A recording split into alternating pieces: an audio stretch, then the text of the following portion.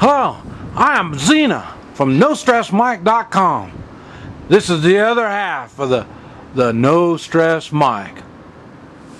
Oh yeah, it is. This is Zena. This is my traveling companion. And like I've talked about before,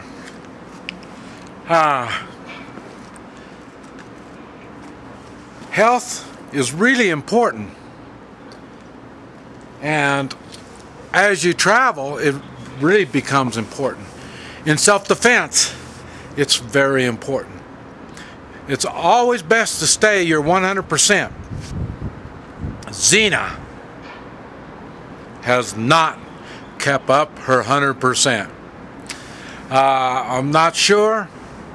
Over the weekend I went to the city and I left her with a babysitter. First time I don't leave her with vets or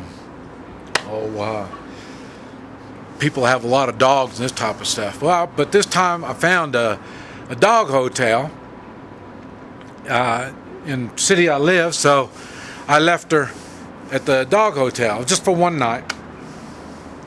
And so that was Friday night. Monday, she had diarrhea. Her appetite's been really good, but she had really bad diarrhea, and I couldn't figure out what was going on, so I wasn't sure. Look at that, see, she's tired. I wasn't sure if she was she ate something or what, because just normally when she's with me I know exactly what she eats, but this particular time I don't know. So anyway, so we had a rough night last night, and this morning, first thing in the morning, I took her into the vet. Vet checked her out, and with diarrhea wasn't that big of a thing. He poked on her stomach and all that stuff, so she'll be okay on that. But what he did find out, that she's got pneumonia. Well, I guess kind of a pneumonia. She's got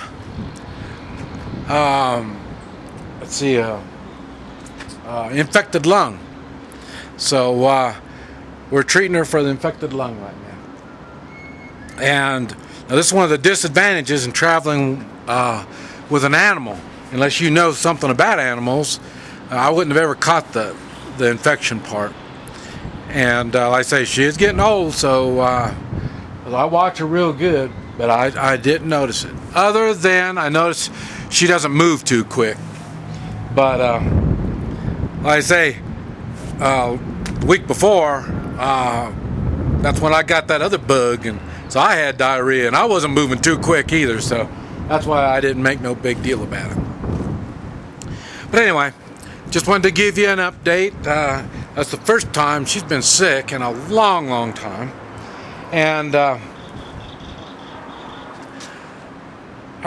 so we've been doing good on that.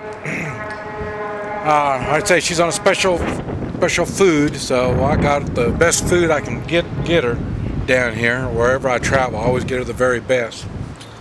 But I say you have to stay healthy all the time. Now for me, I wanted to give you an update too.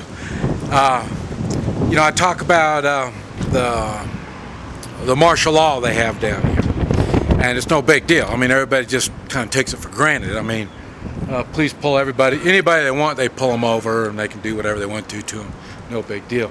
And but what's so funny is, let's see, yesterday was Monday. Yesterday they two motorcycle police were going. They go slow and easy up next to the road.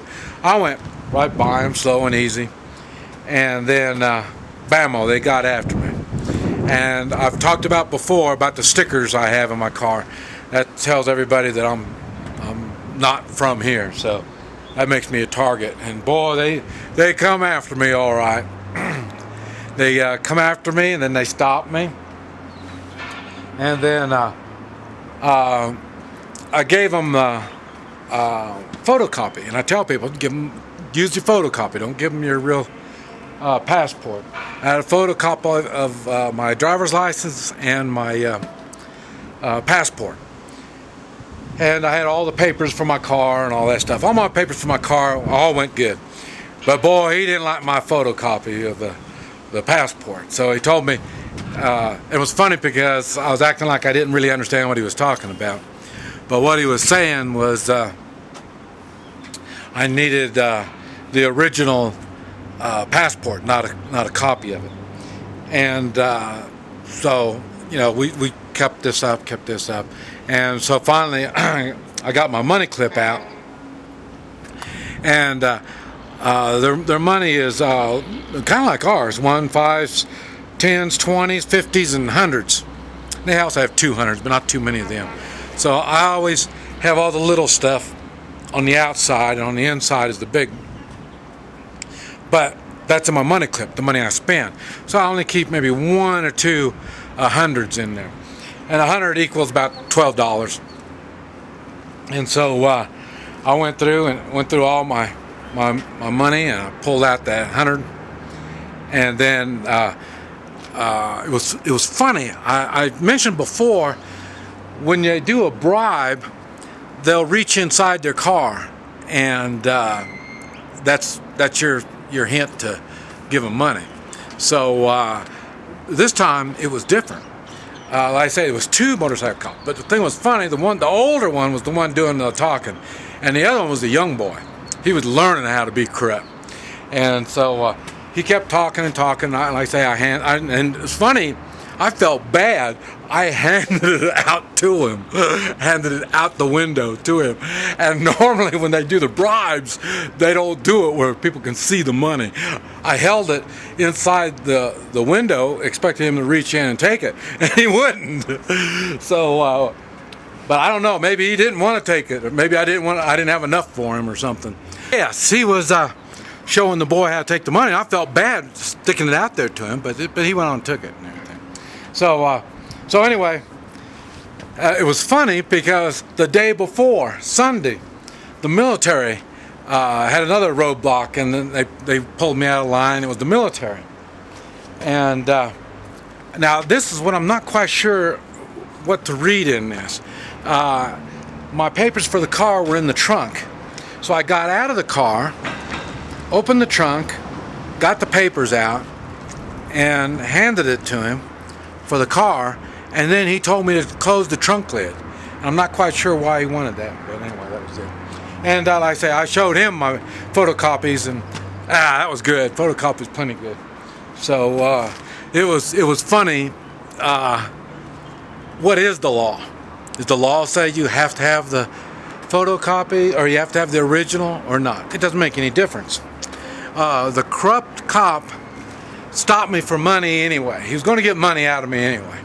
So he was going to find some excuse to do it no matter what. So it doesn't really make that much difference. But you have to be ready, like I say, to pay. So the military, when they stopped me, like I say, none of the people came around, just the one guy. And I stood outside the car with him. And so that was kind of a different kind of thing. Now I'm thinking, whenever I get stopped, I may go on and get out of the vehicle and stand out there with them. I'm not quite sure if that'd be a good thing or not. I know one thing: when you sit inside the car on the police and military down here, they've got the advantage. They are the boss, and you are under their control. But now, once you get out of the car, I'm not quite sure if it's the same thing. I know, for me, seeing I'm much bigger than the rest of them down here, all the military and the police people. I'm usually much bigger than they are. So it might be to my advantage to be out. But besides that, now see, when bandits get me, I'm bigger than the bandits too. But like I say, I can get them into personal one-on-one a lot easier than I can police and military. Police and military, they want to kind of keep their distance, emotional distance. So I'm not quite sure how to handle that. But anyway, I just wanted to let you know they stopped me twice, Sunday and Monday yesterday, and Zena's been sickly. With the infection in the lung, no motorcycle for Zena for probably at least a week, maybe 10 days. So I'm still not quite sure what I want to do. We're sitting at 8,500 feet altitude. It's been relatively colder than normal. The last few days have been normal. Like I say, right now it's probably about 75 degrees out in the sun. You get out of the sun, it's probably about 69. So, but anyway, it's pretty nice weather. I'm just going to have to let Zena get some rest, and I'm going to just try to run back into town, get on the internet again. So, I'll catch y'all later. This is Mike, NoStressMike.com.